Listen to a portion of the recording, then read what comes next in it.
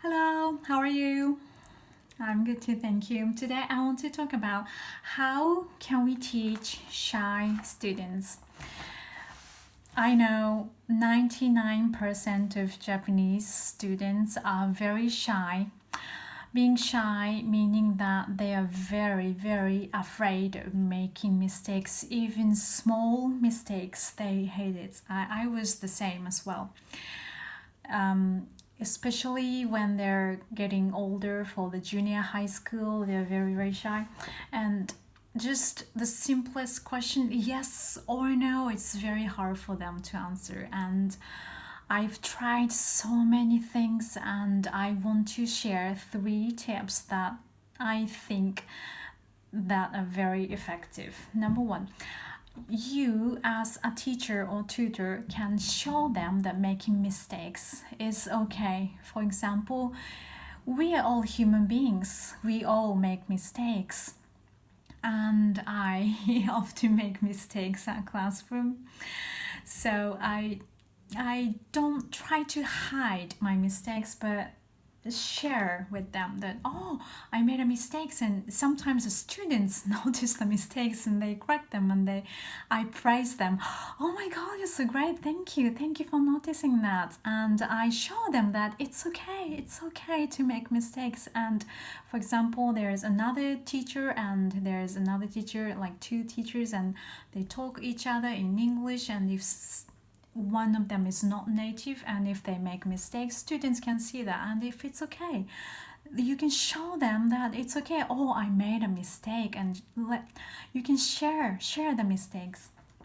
And I don't think the teachers are perfect. We're not, are we? So yeah, I think that it's a privilege that we can show them that we are not perfect. Everyone's not perfect. And number 2 is that students never want to mistakes in front of their friends. So I encourage them to get used to making mistakes alone. How can we do that? I encourage them to write diaries in English, and if they want, they can share the diary with the teachers so that the teachers see their diary, and you can encourage them. It's great, you've written down video games. It's great.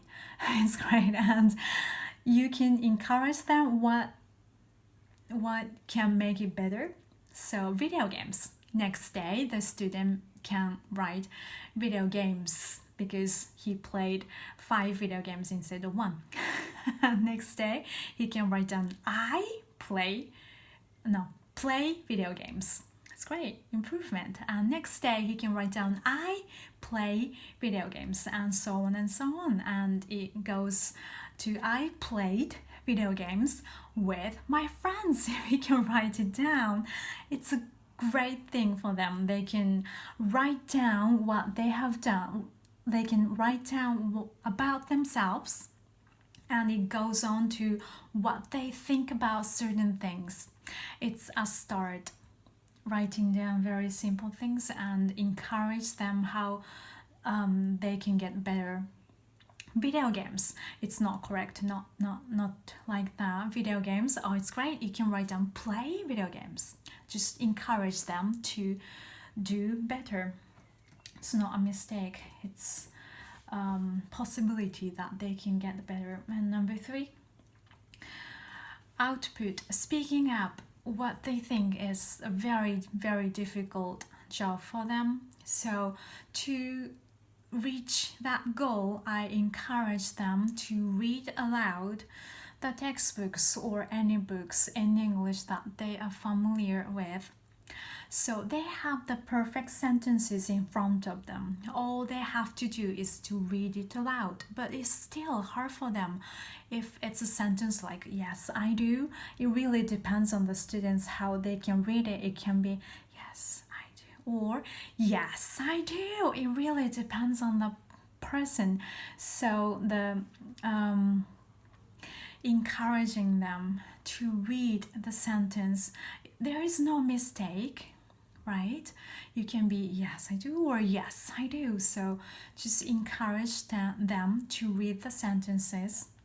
It can be by themselves at home, or we can all do it together at school, or we can make small groups and read it aloud in that each group. We can do various things.